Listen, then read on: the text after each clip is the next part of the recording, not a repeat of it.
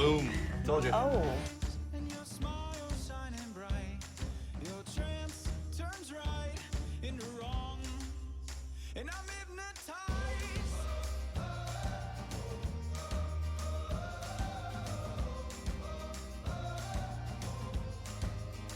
I'm hypnotized.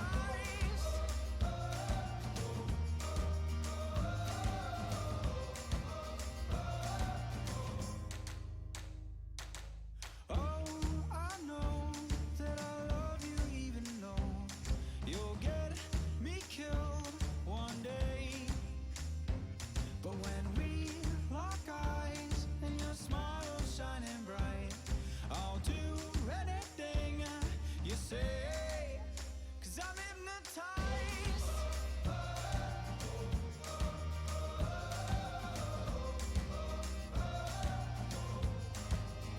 I'm hypnotized.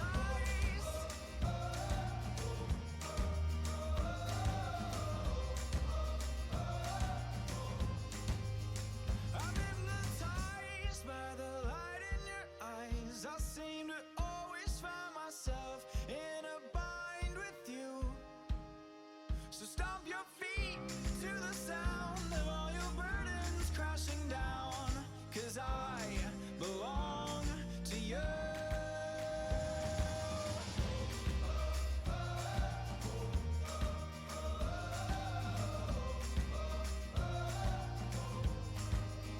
I'm hypnotized.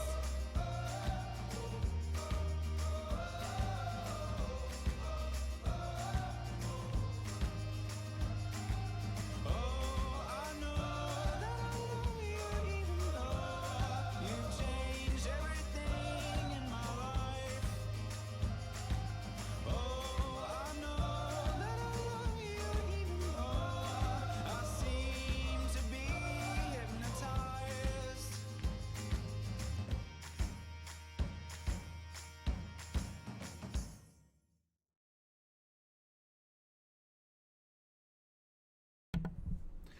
Good evening, guys. Welcome to the inaugural episode of a new podcast that we're launching here for the CSL entitled The Quad.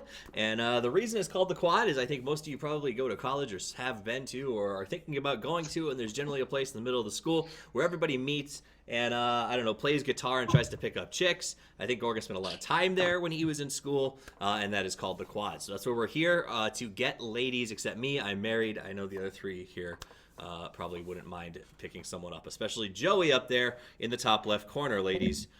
Get you some of that UCLA love. All right, my name's Toffees. You can find me at Toffees TV, and I'm joined here by the folks who are involved with a little thing we like to call the Collegiate Star League. Now, the reason we're doing the show, it's been going for a while, and it's a great opportunity for college students to sort of get a chance to cut their teeth on pro-level play or have a sort of pro experience, if you will, but also make some money in terms of college scholarships, etc. And we're starting the new second half of the season up on the 12th for Dota 2. Want to make sure that you guys are caught up on what happened in case you missed it, and just kind of go from there. So it's just an informal place for us to lay back, lounge a bit, and generally just have a good time. So, as I said, welcome to the Quad. Now, on the top right of the screen, as you look at it, is my co-caster, your favorite color man on the scene, I'm sure, Ryan at the Wonder Cow is where you can find him. He's known as the Wonder Cow, mostly because his analysis is deep and intense and takes a ton of stomachs to digest because it's so incredibly complicated. Gorgon, how are you doing tonight? I'm glad that you could join us here on the week before we launch back up. Yeah, no, I'm happy to be here doing a bit of a warm-up before we hit CSL back next week. Yeah, so next week is going to be, we're starting off big on Tuesday with a lot of great games. Gorgon and I will be here for the rest of the year, all the way through May, and it's going to be a ton of fun. Now, I'm joined by two other guests, some folks that you may not recognize outright. You might have heard the names of some of them. Maybe you loathe one of them to an unconceivable amount if you play pubs ever in the history of the world on any patch because he likes to ruin the patches. And that first guy is up on the top left. That's Joey. You can find him at Leaf Eater. He's a mod on Reddit. But more importantly, what brings you here to us today? What's your position with the CSL that people might recognize you from? I am the CSL coordinator for the UCLA Dota 2 team and president of the UCLA club. Super prestigious, I know. So my involvement with CSL is on the player level as opposed to the old management or moderator, which most people associate me with, I guess. Now, when you say you're the coordinator, does that just mean you love Dota, but you're not good enough to play it on the team? You know, a lot of coordinators don't play because they're like the Charlies of the world, where they're like, okay, you know, we're just gonna make sure everything runs smoothly. But some of us coordinate and play, which is the illustrious task of not just managing in game, but also outside of game. Do you play with a team in UCLA or just play with yourself in general? Bro, we got 2 teams because 2 teams way better than 1. I avoid playing with myself as much as possible because pubs are miserable, right? Amen to that. Amen to that. All right, so that is the gentleman up there, and I will say this: maybe if you stopped having 2 teams and combined them to 1, you wouldn't have a 2-5 record. But we can talk about that as we roll forward. Dim shots. The 4th guest, the man with the beard, we imported him to add a little bit of the man factor to our show because, as you can see, I can't grow it all the way out, and Leaf Eater can't even connect his mustache. Charles, I believe you say it Tarask. Is that how you pronounce it? Yeah. All right, so Taraski is a writer for the CSL, involved in sort of the behind-the-scenes stuff, and a great analyst in terms of kind of telling us what's been going on throughout the season, as well as maybe what to expect going forward. So I'm excited to see what these guys have got for us today. We got some talking points. This is very free-form. It's laid back, so if you guys are sitting there in a suit and tie, I encourage you to take it off and just chill, enjoy the next 40 minutes to an hour of us just talking about Dota, because that's exactly what we're going to do. That said, if you want to hear this in the future, I'm recording it live so we can maybe upload it to some podcast format. We'll find some audio. If you want details on that, you can follow me on Twitter directly, or you can follow at C Star League, and they will also tweet out when we do have the podcast posted for audio. So you can tell your friends in class, listen to us bust on Joey. Here you go. So that'll be a lot of fun. All right. Gentlemen, let's get right to business. Let's talk a little bit about where the season left off. It's the 2014-15 season. We took a break in December for obvious reasons. Everybody went, actually I think it was November. Everybody went home for the semester break. Now everybody is back at school, as you can see by the overwhelming advertisements coming out of Leaf Eater's stream. What Gotta promote, man. Right? I mean, actually, I don't have any promotions behind me. So normally I would too. I understand. Now let's talk about where the season left off. What were your guys' thoughts on the first portion of this season? Don't everybody talk at once now? Yeah, no. So, obviously I'm biased in that I'm the caster, but I thought a lot of the games were very entertaining. In terms of which games we are looking at going into and casting for the next season, or the next set of games, I guess, after the mid-season break. I think we're looking for some really good competition coming up as well. I know that we're going to be casting U of M, which I'm excited about, and not just because I just moved into Ann Arbor 2 weeks ago. But, they have also been doing very well. We haven't had a chance to cast them yet, so yeah, no, I think we've got some good stuff behind us, and we've got some good stuff on the horizon. Great. And now I do want to keep talking about this, but before I do, I just got some information that I want to pass on to you guys. It's confirmed. I've been keeping it under my hat for a while. I know the management has as well. And that is where the grand finals are going to be. And this is something I talk about on the stream a lot when we cover the CSL.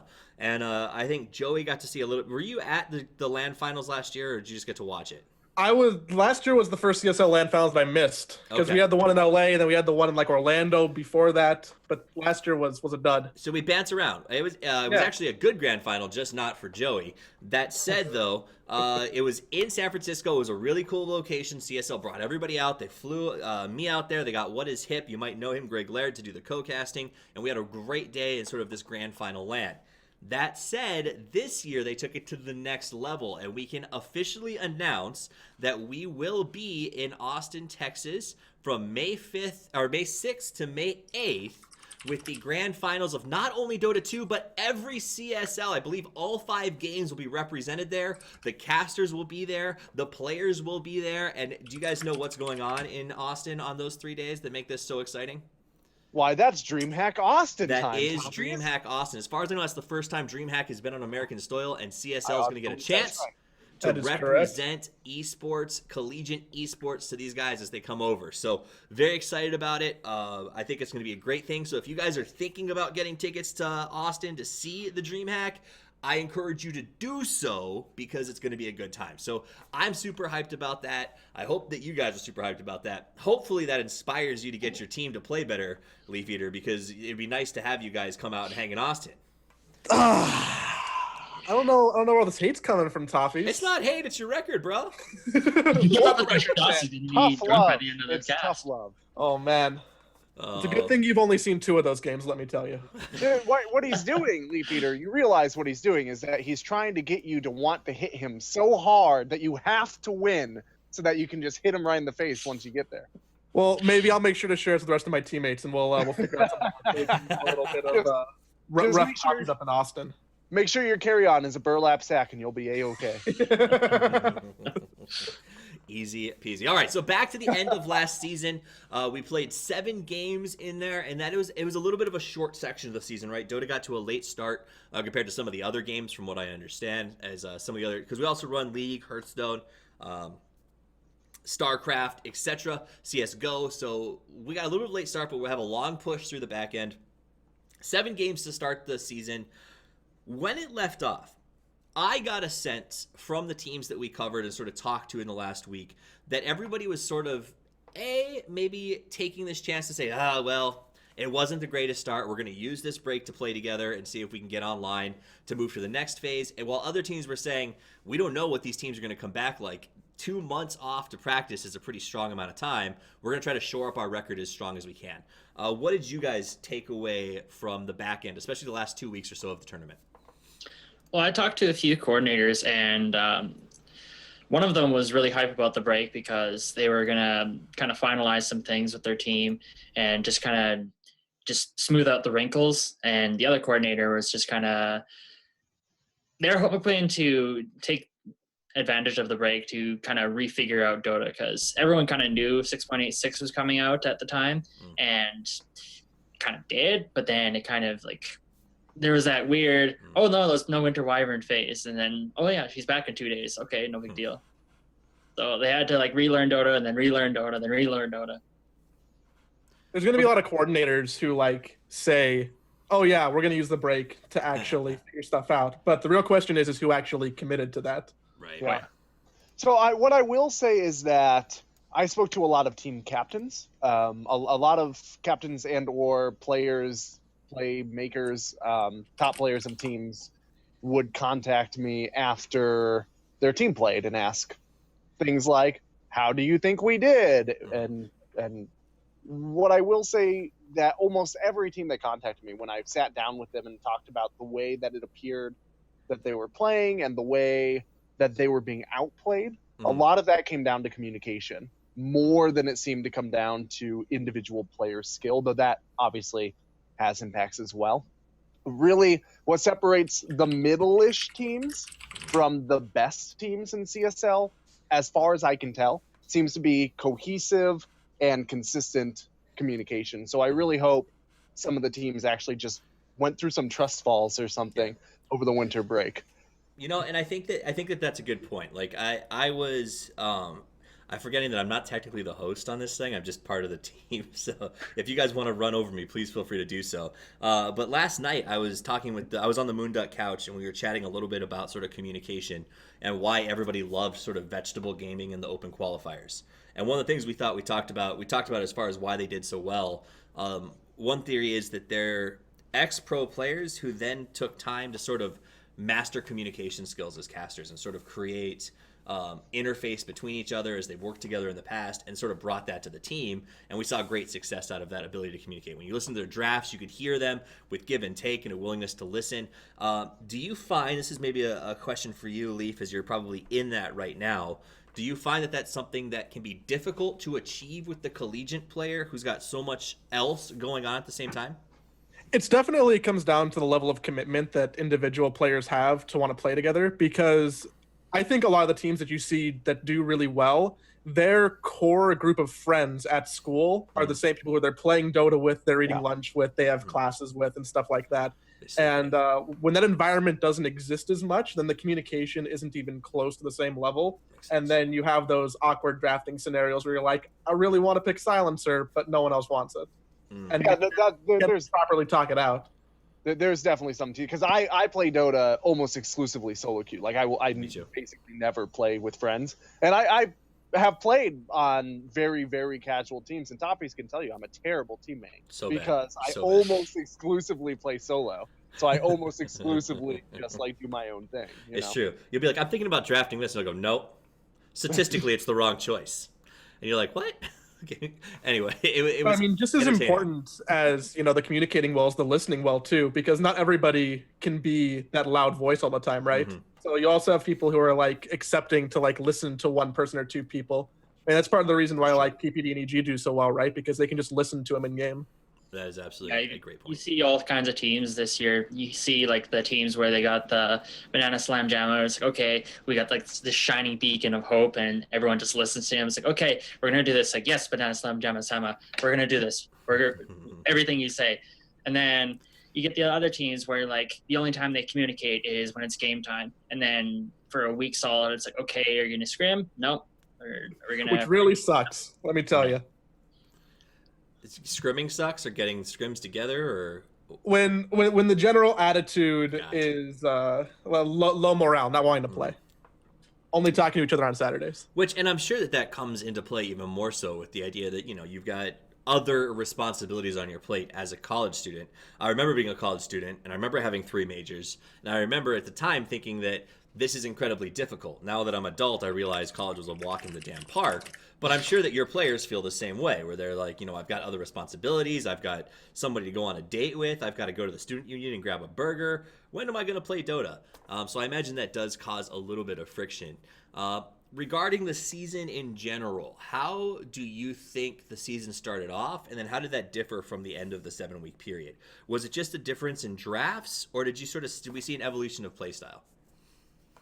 I think this year is started off the same as every year, where there's like that inverse honeymoon phase where everyone's kind of figuring out what the hell they're doing. It's like, okay, what are our positions? What do we do? Like, who's our shot caller? Like, what are our drafts? Like, they have to like, even if they know Dota, they have to figure out playing in a amateur level. So there's always that phase where they're just bad. And then after like 2 weeks or 3 weeks, and they start getting better, the drafts start getting more cohesive, players start actually communicating and playing like a team.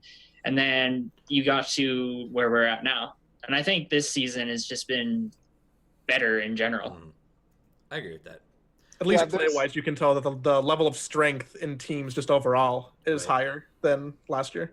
There's always, with teams that are either haven't been playing together a lot or teams that are new to playing together, there's always that Rubik's Cube phase where the first step to a Rubik's Cube is getting one side set to that T, right? And then it kind of gets easy for a little while, and you start to see a lot of improvement for a team once they get those basic skills down.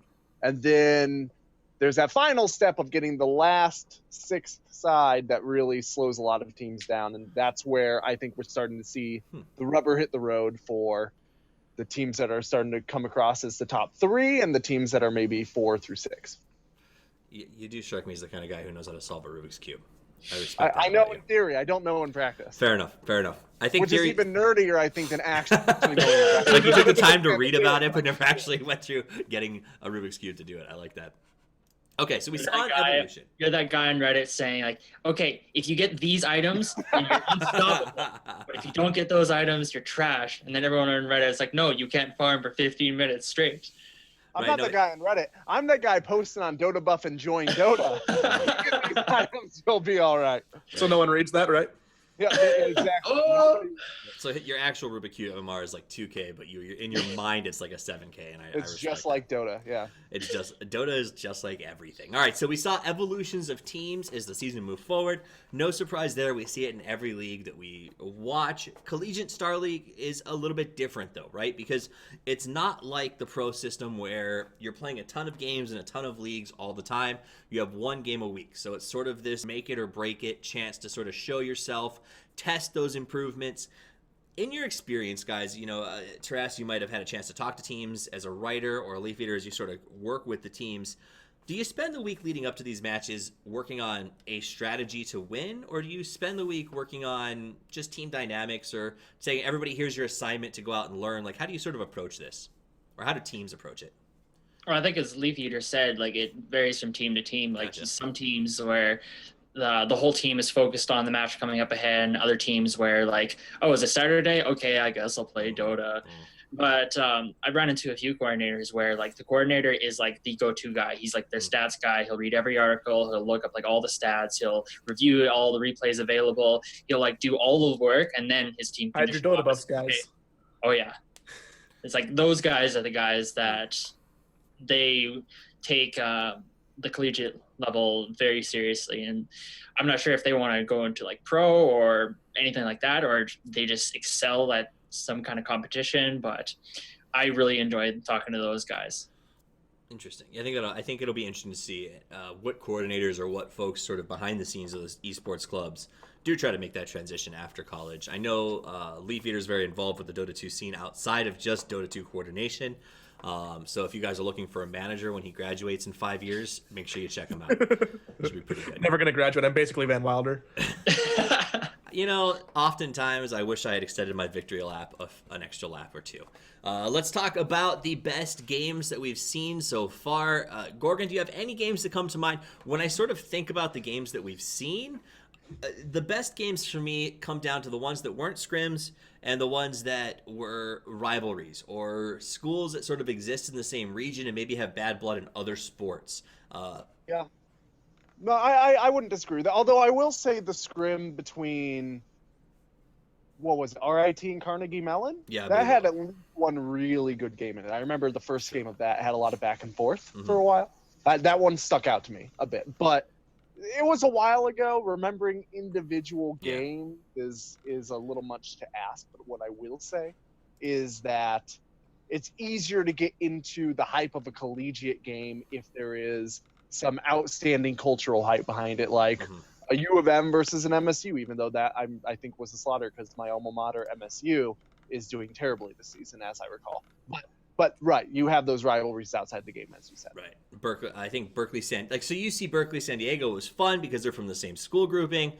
It was a raffle stomp, but there was at least the fact that we got to walk some trash talk or some back and forth throughout the match that ended up being a lot of fun. Same with Boston and UMass. That was also, for me, an entertaining game because I lived in Boston at the time, so that sticks out in my head. But that's what we try to do when we pick the matches. We look for a couple of different things. Now that we have records, we're going to try to look for records that imply competitive matches, but also regional rivalries, teams that are known to sort of have, I don't want to say, right, take shots at each other, scrim aggressively, and, really want to take that win home or prove something. So that's what we've sort of looked for as we put together the schedule for the rest of the season. The schedule is in place. I'll tell you guys that right now. That said, you cannot count that it won't change. It's a very large possibility that should the season move forward, just like Monday Night Football or Thursday Night Football, we do have the option to sort of switch teams around should we need to sort of keep things fresh. So make sure you guys are tuning in every week to see what goes on with that. Leaf Eater and Tarask especially, I know that you've been watching a fair amount of CSL. Are there any games that really stood out to you, even in the Saturday matches? I think the only game that I can remember after all this time is Berkeley versus Davis week 7, the first game between them. That was a really close game, and there was like in that last hurrah of Alchemist. Hate Alchemist, but in the last hurrah of Alchemist, it was Alchemist Tiny versus Wraith King and Wind Ranger, I believe, and it was the standard like, okay, we'll give Tiny like all the things, and then Alchemist was basically running utility. That game was like back and forth, really close all the way through the end, and then there's a lag spike or something, or like I don't know, DDoS or something, and then Berkeley were going in for a team fight. It's okay, we're having lag, everyone retreat, and then the game just like ended because it was, you don't run away from a Wraith King or a Marine Ranger. So I think earlier you said the teams that do statistical analysis before their games are the ones that take it seriously. But I would go so far as to say the ones using DDoS in the CSL. Those are really taking it seriously. Right. That's just real school hate. Like that's just a fan who is so angry that football season is over for the winter that they have to find something to scream about, and they come over to esports and start DDoSing. Now, I do want to take advantage of the fact that Leaf Eater is here with us today as a coordinator and a club leader. You talked a little bit about what you do in the sense of it's wrangling cats. You play a little bit, keeping people motivated. It's definitely different for each team, but yeah. Yeah. So I have a very wrangling cats experience. Give us a little more insight into sort of what is it like to be a CSL coordinator, club leader. I'm curious to see how much it sounds like what I know managers do on the pro scene, basically. So first and foremost, you need like 10 different lines of communication with each one of your players, because you'd think that a text works, right? But nah, like you really need to like Steam message group me, text them, send them 5 emails, Knock on the door. yeah. Smoke signals. If it gets to that, like I'll put a flare in the air and be like, "Yo, we need an offlaner, guys." Hire someone to follow them. I just see Leaf Eater it's outside. not that the bad. building. It's not that bad, all things considered. But just in terms of getting the team together, it's a lot of group dynamics of trying to find a squad that can appreciate each other and like actually wants to play together outside the games, and like fostering relationships, because it's teams who play better are people who are friends with their team. So like being like, "Hey guys, let's go to In-N-Out. It's Friday night. Talk about the game tomorrow." Or, "Oh, that loss was really shitty. Who wants to like lunch on me?" A lot of stuff like that happens just to try and foster community, because I think that's just as important as team dynamics. It's like a major part of it. I dig it. So there's that aspect of it. Now tell me a little bit, and let's make this an opportunity to sort of talk to folks who are listening or who join the podcast later that say, well, I'd love to have a team at my school. I'd love to have even just a place to find people to play. Because if you live the life, for instance, that I've got out here in Indianapolis, Dota is not the most popular game in my domestic region.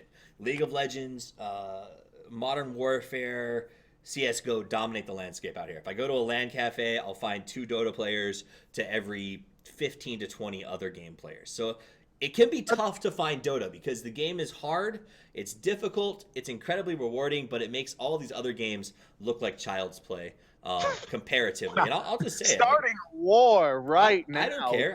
This is where I make my stand. This is where I work. It's Dota 2. I picked Here's it. what I will because say. it's tough. In North America in general, Dota is a less popular game than League of Legends and maybe CSGO. I don't know the stats on that, but it's just not. So it can be hard to find Dota players, especially because I think in Dota culture, it's not, at least in my experience, it's not as big a part of Dota culture to bring it into your real life. It's like a thing that you do online, and you're very loud and boisterous with it on the Reddit and maybe on Twitter and in game, but then you go to the coffee shop and you don't talk about it, right? That's not true everywhere for everyone, but in general, like I work in Dota and I've sometimes had trouble identifying Dota players in my general area. So then let me ask you this. As somebody, Leaf, who's at a school where you've got 2 teams and an organization, what steps can somebody take to sort of find those Dota players, create an organization, and get a team going? Because it seems like that's the hardest part of getting into CSL. Well, UCLA is kind of lucky in the sense that we don't just have 2 Dota teams. We're like one of 5 schools in all of CSL that have a team for every game. So we have a pretty just well-fostered school, is what you're saying. We're good at every other game, right? Like we're the ones who really slack and everybody's shitting on us. I wouldn't say good at every game. Just don't look at the Hearthstone stats. Our Counter-Strike players are prime.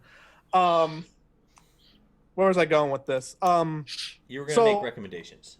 Yeah, UCLA and Berkeley are really lucky because we have people who are very deeply involved and care about esports, and it really takes an individual level to like get something pushed through school, government, and administration, because there's so much bureaucracy and red tape in terms of like actually starting a club.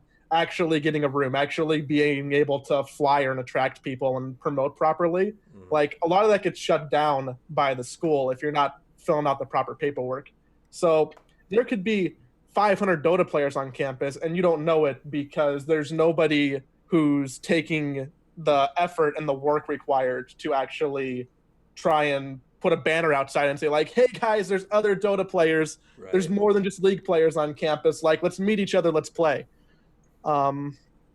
So really, I think the biggest first step, and even I know CSL a while ago had a really good article about starting a Dota club or an esports club on campus, is really to get at least one or two people who care enough to go through the process of just actually doing it.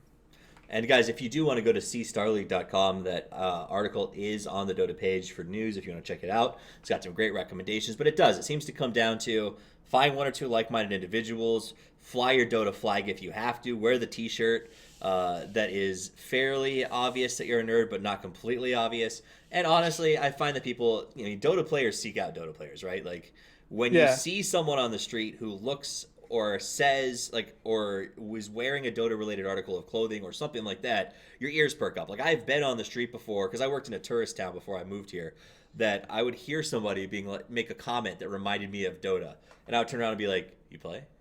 And inevitably they didn't. It was an awkward conversation between the two of us. But that's how much people want to connect with Dota players because we're such a unique community. So definitely take the first step. Put yourself out there. And I can also say, it doesn't matter if you're a freshman. Like, as somebody who spent a lot of time in college, it doesn't matter. Start the club, right? Like, go out there. The freshmen are great, because they're the ones who have the passion. They're like, I got here, there isn't this thing here, and I want to change it. So, like, they're the ones who are willing to actually go forth and do things. So, you shouldn't be discouraged for being young.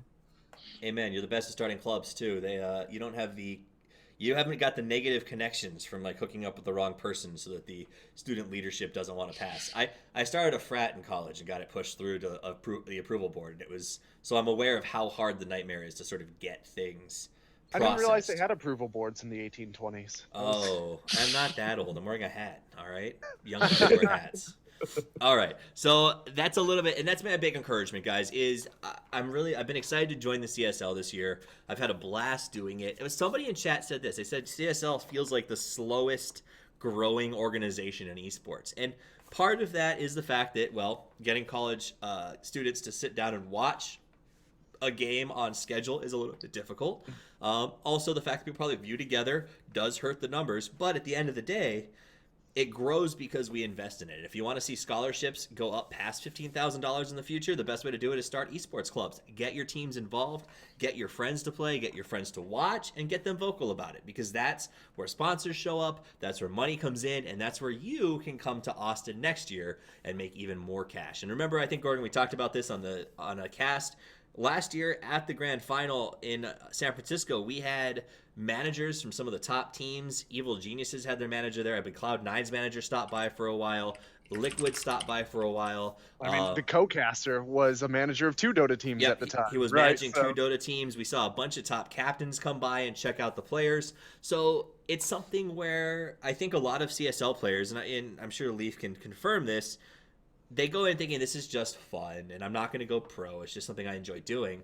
But I mean, there is exposure involved with something like this, and that's kind of an exciting offshoot of the program that I think is really neat to sort of talk about. I will be the realist and suffice that with it is still like go in knowing that you're trying to get scholarships and have fun, and that it's still a long shot from winning CSL to being winning TI5. Right. This could be a stepping stone, but it's one small stepping stone in a long series. True, but I would also present that it might be helpful, or in a lot of ways easier, to use a collegiate springboard than, say, sort of make that move after you graduate, like I see a lot of people trying to do, where they're sort of at home, finding a team desperately, grinding out the solo queue, hoping to get some exposure. So it's a little bit, I mean, it's the same as any sport, right? It's the same idea. Anywhere that you see it, the shot is long, but it is there. Definitely worth checking out. Now, as with go ahead. Really anything in life, when you have the natural mechanism for coordinating and meeting as many possible collaborators as there is at a school, like that's the best time to be getting into something, whether it be competitive esports, or it be a specific career, or it be trying to be a musician, or any of these aspects, you get to know the people while you are surrounded by thousands of potential partners, right? Rather than graduating and then moving on to being like a dude like me who lives in his apartment and then trying to find people. It's much harder then. Yeah, it's much better to try and find sponsorship or try to make the step into esports when you're in CSL than to like you're out of CSL, you're out of college, and then you're streaming all the time. And not everyone's a miracle. You can't just suddenly get AK and then team just picks me up. No, I mean, even if you are a miracle, there's no guarantee that you're going to be doing that well. Like there are a lot of really high ranked players that don't give stream viewers and are not professional. There's a lot more to it than that. Oh yeah, but we'll not get into Twitch dynamics. That's a whole other bag of cats. Right. So as we can, and to be honest, and the other thing that we can talk about briefly that I think is often overlooked is the exceptional opportunity to build networks while you're in college. Yeah. And networking is significantly harder once you're outside, in the sense of right now, Leaf could probably walk outside of his dorm room and yell something and immediately reach 30 people. Whereas if I walk outside of my front door and yell something, they may call the cops. So totally different ballgame. Great chance to build social media. Toffee's yelling again. There's that Toffee. He's yelling. He's out of the basement. It's a great chance to build that social media connection and sort of kind of branch out from there. And I think CSL is a good chance to sort of use that as an excuse to spread and sort of start getting a little bit of buzz. So check that. Think about it. Get involved. Get your school involved. I think it's a really cool program. Where do you guys see the season going next? We got a double round robin structure. We've got a long season ahead of us going all the way into May. We've got a totally new patch that just dropped. We've got a Shanghai Major around the corner that is going to be breaking the meta and rebuilding it. What do you see for the future, not of Dota, but of CSL Dota? I think it's interesting to say the least. Like with the old structure, it was the teams would play each other once and then they play everyone again. And after the first round, everyone kind of like knew how good everyone else was. And the second time around, it'd be like another kick at the cat. Like the good teams would be beating the other teams. The teams at the bottom would be like, oh, we have to go play Dota again. But this way, with the new format, everything's mixed up. Teams are kind of like in a brand new season. They have to figure out where they sit in their groups. They have to figure out what the other good teams are. They have to figure out how good they are compared to other teams in other divisions. And they can even compare themselves to where they were in the first part of the season compared to where they are at now. Like I know some of the teams that I talked to, they said like, oh yeah, we're really interested in playing such and such team, but we'd really like to play this team again.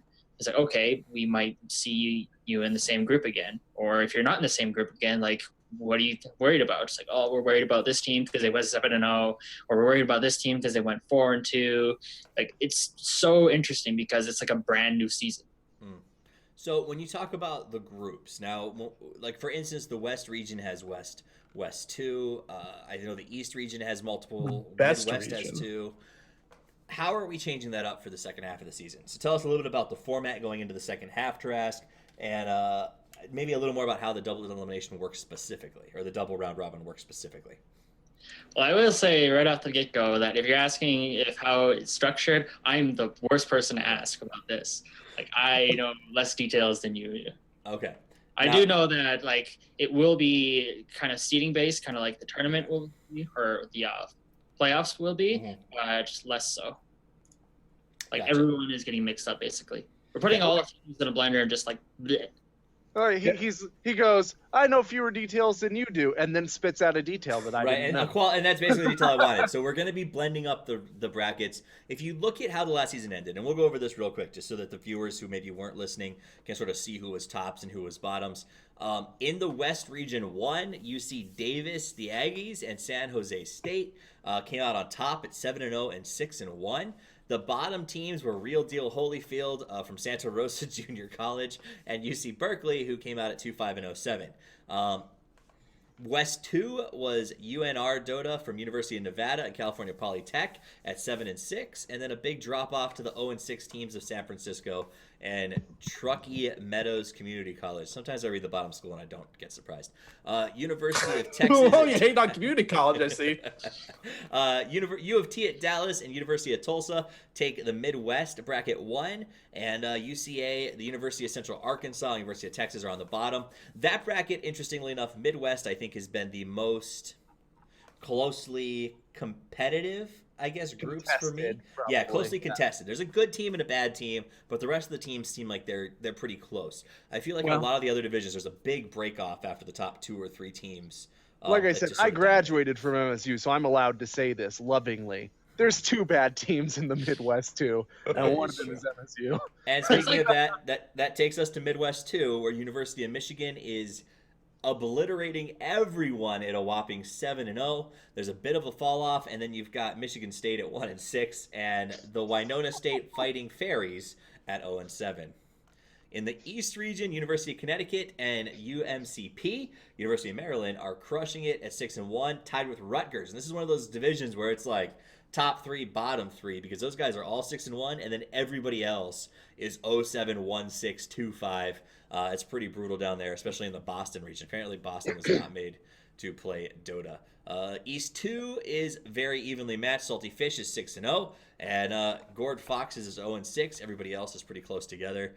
South region is the same story. Ohio State on top, Georgia Institute of Technology right behind them, and University of South Carolina coming in dead last with 0 wins. They did name their team You Can't Blame Our Cocks, which I think probably is when you start out with a name like that, you're not asking for too many wins.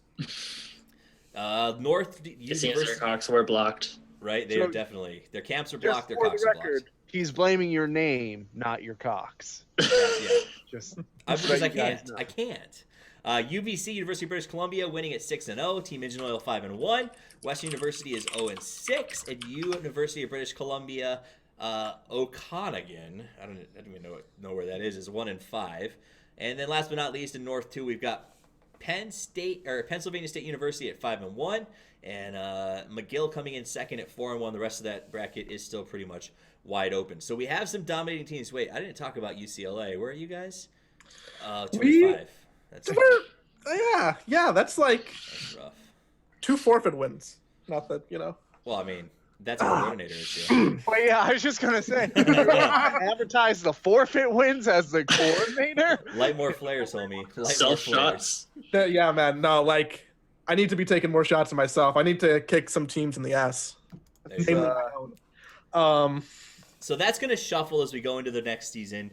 You're gonna It's see some of interesting those how teams the come shuffle up. happened because it was like everybody mixed into a blender. I think that some of us were under the interpretation that like the teams who were in the bottom half of the brackets were going to be playing teams in other bottom half of brackets, so it would be a little bit more fun because a lot of teams get really discouraged at the halfway point when they're like, "Well, shit, we ain't going to be doing anything anymore." But wouldn't that My be good? division's pretty good. Like I get to play UCB, which I mean that'll be fun.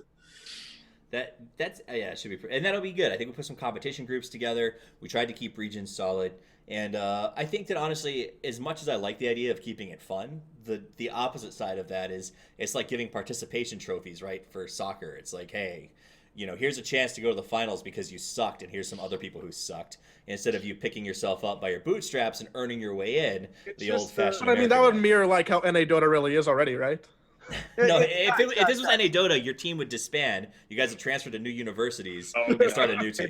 I would have been at just 5 the schools by now. 6.82 gold comeback mechanics of CSL. The season division is the comeback mechanics of CSL. So Leaf Eater is the bounty hunter of CSL Dota. Yeah, it's just a loving tribute to Ice Frog Sama. So we've got, I think, about 8 weeks left in the regular season. Should be a lot of fun to watch. Make sure you guys tune in for that. Before we wrap up the show, I do want to take some time to just sort of talk about the meta as it stands now, trends that you think you're going to see at the CSL level as opposed to the pro level as we move into this season. Because we can agree, and Gorgon used to talk about this during the cast a lot, you got to remember when you watch CSL, you're not watching pro teams that spend 8 hours a day practicing and working together to try to sort of perfect their art. These are people who have other responsibilities, who are damn good players, but are not at the same level. So how does that affect strategies in terms of what you take from the pro scene and what you bring to the CSL?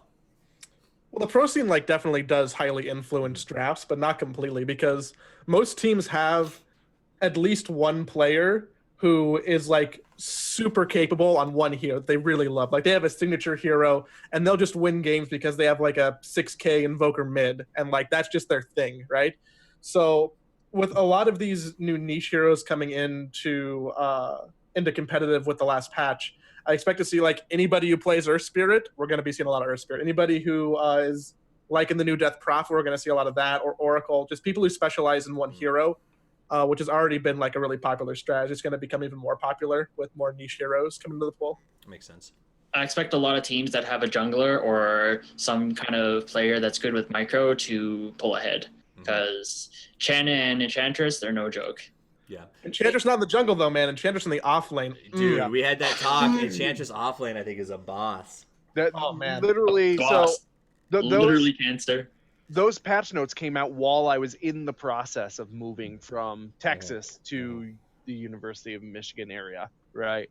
And the one thing that I was able to pull away without a shadow of a doubt in the truck reading the patch notes while driving across the country was that Enchantress is no joke. Like, Well, and then we saw it, right? We watched Vegetable Gaming get ripped apart by Unknown because they ran the Vision combo along with the Enchantress, right? They gave her Dragon Claw, and then they gave, or Dragon Lance, and then they put a Beastmaster with her who did nothing but scout over the tree so that she could just annihilate people without ever getting close to them. Plus the attack speed. And I think they built a moonshot on her too for night vision. So They did. Yeah. God. And I mean, it's subtle things too. She does 10% more damage to towers if she has creeps, right? And she has more options for creep auras and potential value out of the jungle. There's the off-lane camp that she can now utilize. There's a lot. Boots getting nerfed. Lower move speed on Also, Boots right. makes her base move speed just so much better too.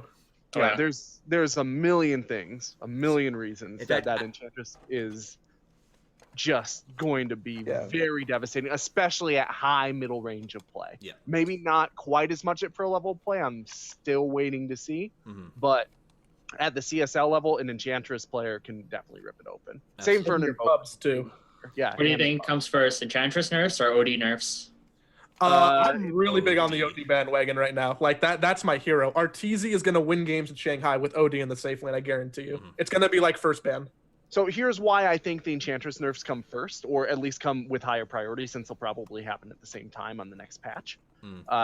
It's because you can tell that the developers were very aware of Enchantress's That's true. value here, but they were not necessarily sure how OD would balance into the mix. Like they nerfed Enchantress and her untouchable as it impacts Roche, and you can see from that nerf that they were drawing a line from all of these indirect and small buffs adding up to her being wildly overpowered. Because she by far had the most wild cards put together to make her a strong hero, right? Like the idea you said of extra camps, new items, changing the skills, like not like OD, who really there was just one mechanic. We changed the way that this hero works fundamentally, but the items and stuff don't make that.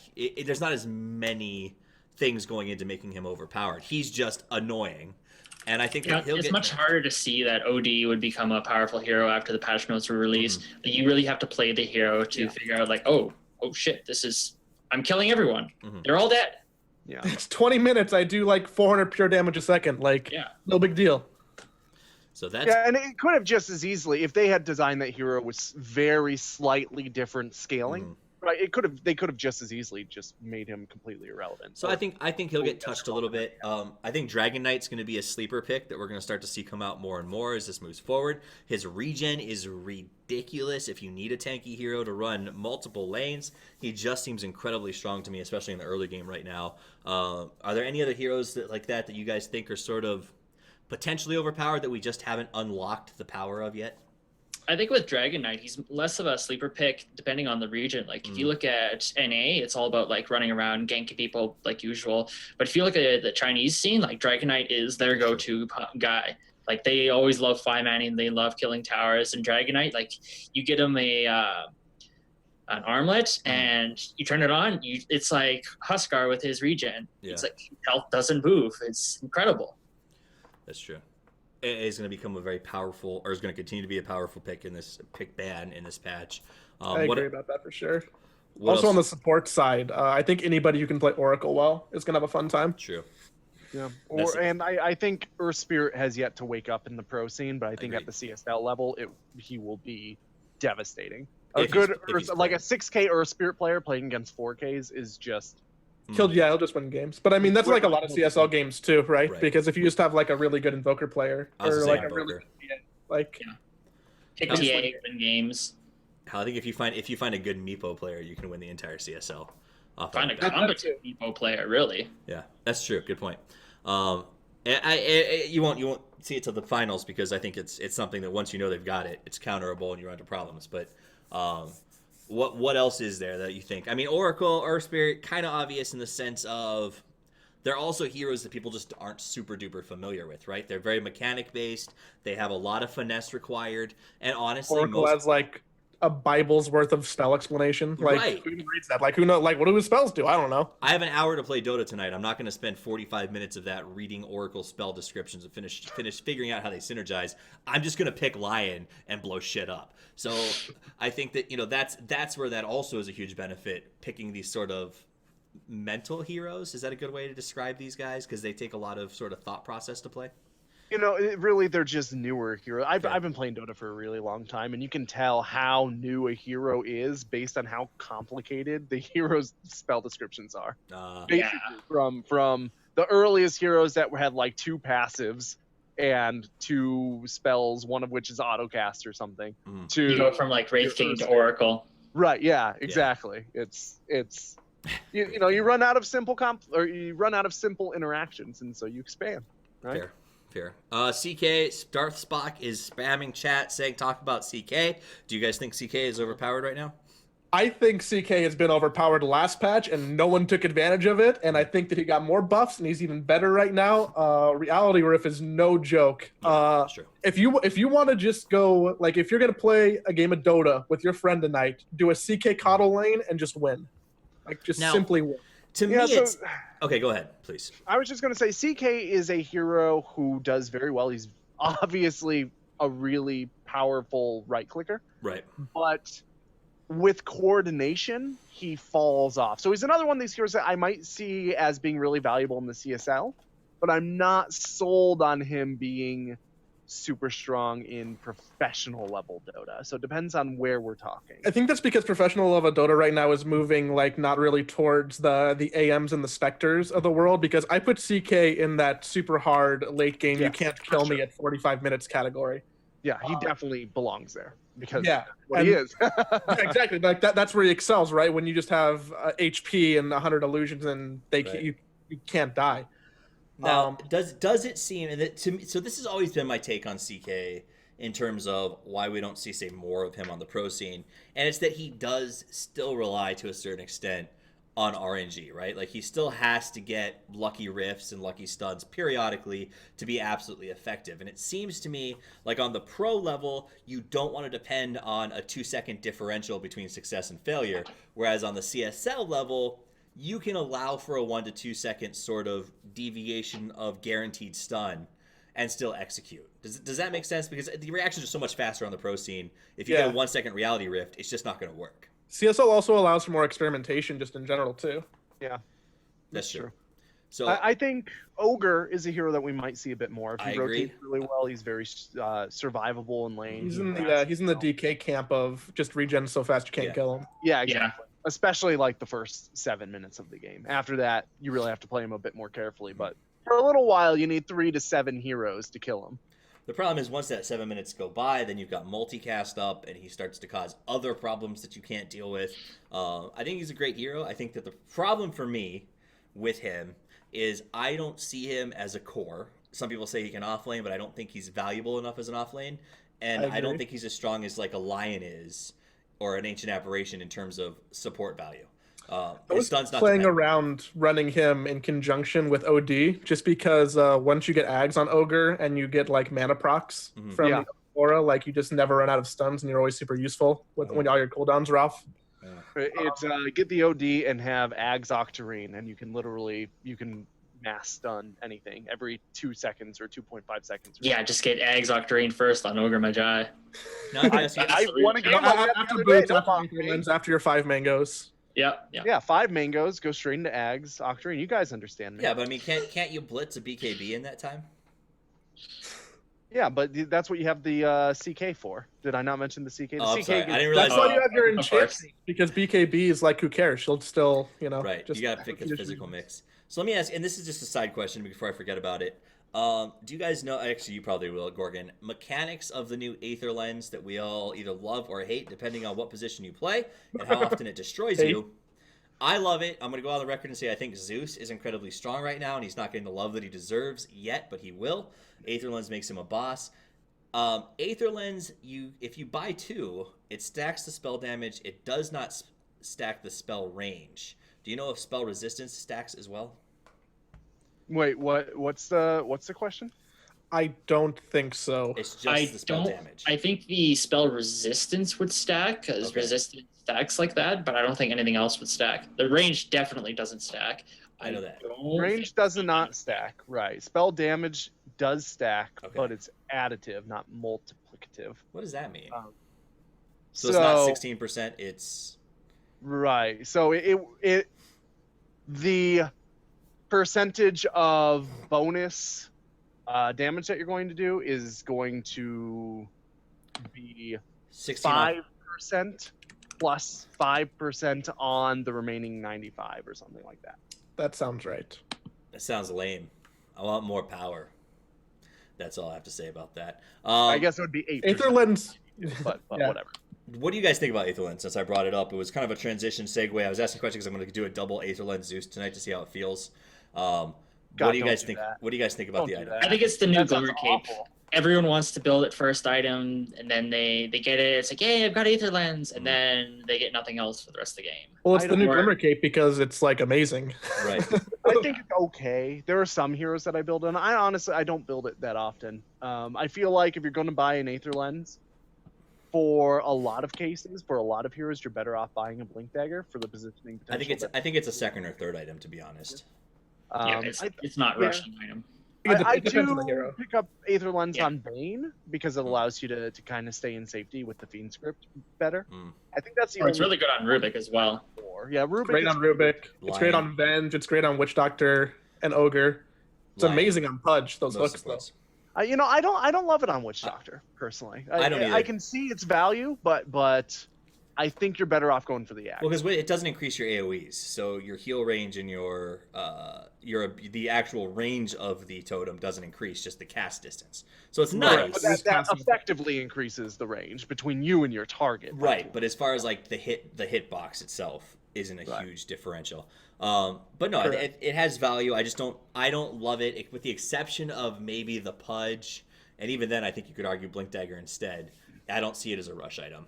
But Yeah, I think second. I see a lot of people get it first on Pudge, and I'm not a it's Pudge because of the player. spell resist, though. It's not Right. because of the cast Yeah. range particularly. I think the you item can get a was- casual cloak on Pudge and then go into the Blink Dagger if you're having a good game, like and that. get the Aether Lens if you're not having a great game and you need to get component items. That's how I would build it if I were a Pudge player, but I'm not. So, I think there's a lot of untapped Pudge offlane potential right now Mhm. on Pudge dual offlanes, especially with those new camps that you can just pull into lane and deny like a whole safe lane. yeah, It's I still would. pretty hard to hit. Your timing has to be just about perfect. Well, So- no, if you have a dual off lane, it's really easy to pull with Pudge on that. I wrote a guide about it before the patch came out, or like right when the patch came out. Which It was on either side. If you have a dual off lane, like an Ogre and a Pudge or something like that, and you cut down those two trees, Pudge stands by the tower, the Ogre pulls the camp out, and Pudge can hook it, and you've got like a 3-second window to nail If it. you have two people there, does it cease to be an off lane and then become a hard lane? It's- Or is off lane just qualify as a short lane in general? It's just off lane, but it would traditionally an off laner would be a solo hero, and you would be a dual lane. A dual off lane is the terminology. Let's But get into let's not get semantics. into the weeds of that. Awesome. All right, so before we wrap up, there are some folks hanging out on Twitch chat. We appreciate you guys being here. If you do have something, an item or a meta issue or something you want to sort of bring up and have us talk about, I appreciate Spock bringing us a little discussion on the overpowered nature of Chaos Knight. We'd love to hear it. If you guys want to hear stuff in the future, you can always tweet that at me before the shows, and we'd love to talk about it. Something that they did bring up in Twitch chat is the fact that you can increase the cast range of things like Force Staff with the Aether Lens. That seems a little bit overpowered as well in terms of like the ultimate support item. Like I actually didn't realize that Force Staff's cast range was increased by Aether Lens. Yeah, Force Staff and Blink Dagger. bear in mind it's the cast range for Force Staff, not the distance that you're Force Staffing them. Those are different things. Blink Right, Dagger so- would be the distance that you're blinking, though, correct? Yes. Yes, you get the extra distance on that. Unless you go over, in which case you still lose your percentage God, down. I hate that. That's the worst. I hate that rule. But yeah, no, the Aether Lens, really good item. I don't think anybody would argue that it's not. I think that if you're up against a lot of right clickers, maybe it doesn't make as much sense. I think it's a great item in replacement for Glimmer Cape for a lot of supports, especially if you are against right clicky heroes and physical damage heroes instead of magic dealing heroes. Or if you have an invisible hero on your team or one of your carries is going Shadowblade or something. It prevents that doubling up on invis mechanic, which really does a lot of teams in. All right. Well, guys, that we hit our hour. I think that it's about all the time that we have for. I don't like to podcast longer than that because then somebody falls asleep in the car while they're parked in the garage, waiting to go inside, and they die from carbon dioxide poisoning, and that's on my soul, and I just don't want to have to deal with killing people. So we're gonna go ahead and wrap this thing up. Before we do, though, I want to go through some last chances for you guys to sort of plug your projects, talk about what you've been working on, and maybe address what you're looking forward to out of the coming CSL season. We'll start at the top and just work our way around. So Joey and Mr. Leaf Eater, where can these folks find you, and what are your shout outs? You can just find me on Twitter at Leaf Eater. It makes me like really happy when I get like a new follower because I get like a notification on my phone, and it's just so much joy.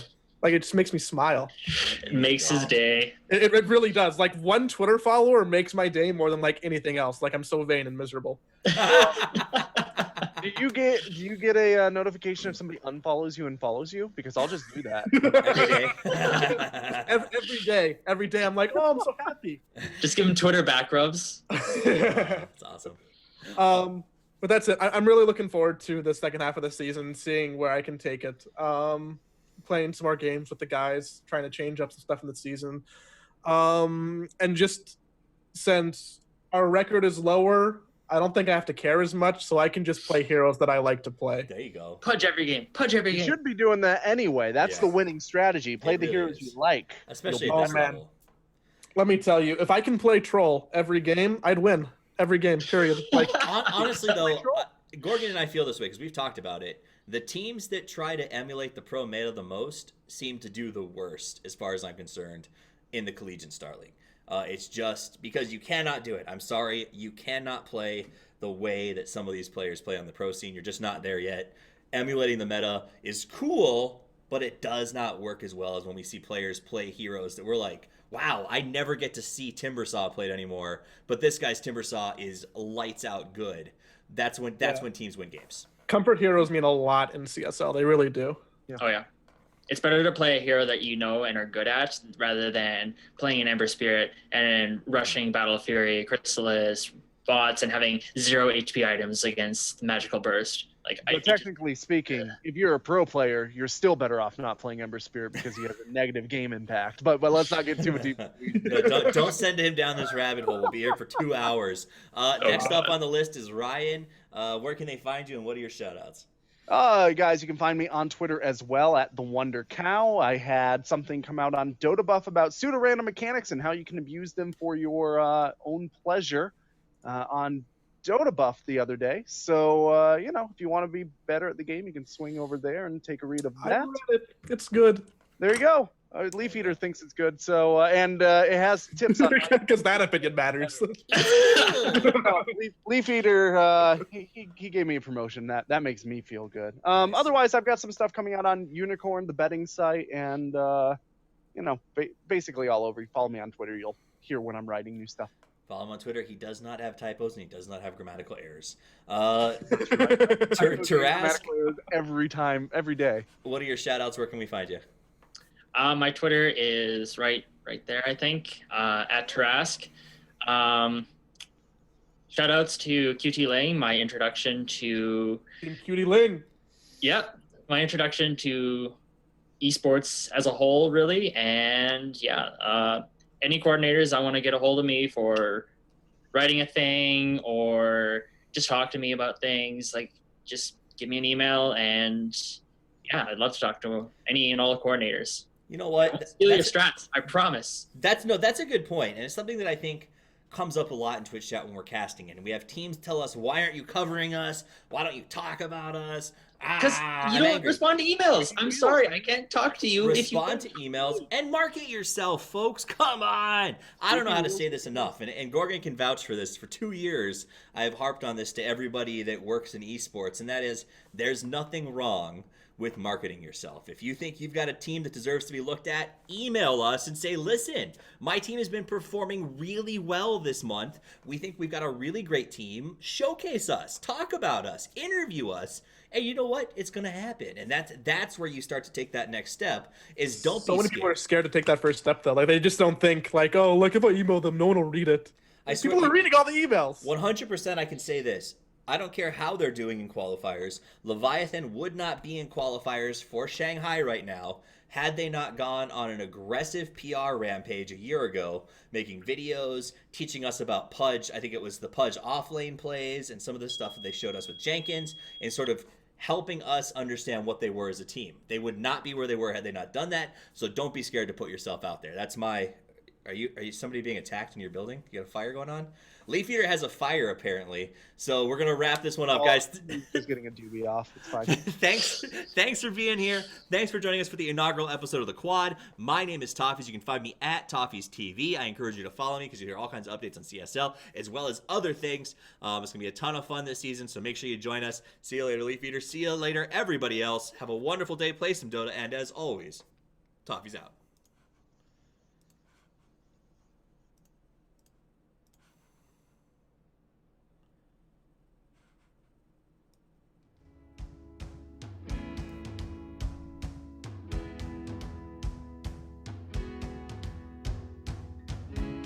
You stepped into the room, and I knew I was doomed to fall for you. The moment I saw you smile,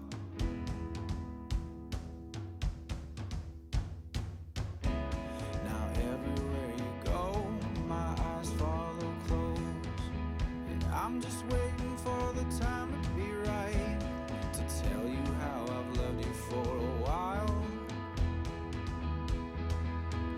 Oh, my heart is going wild. You wear me down like when the sea meets earth. I fade away just like the rocks have worn. Don't you see what you do to me?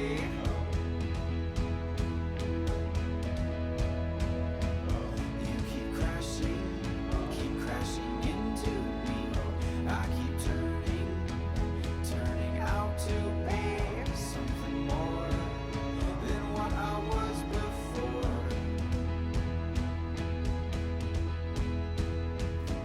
Your skin touched my skin, and I could feel the breaking of my cold stone heart was about to begin. The moment that we locked eyes,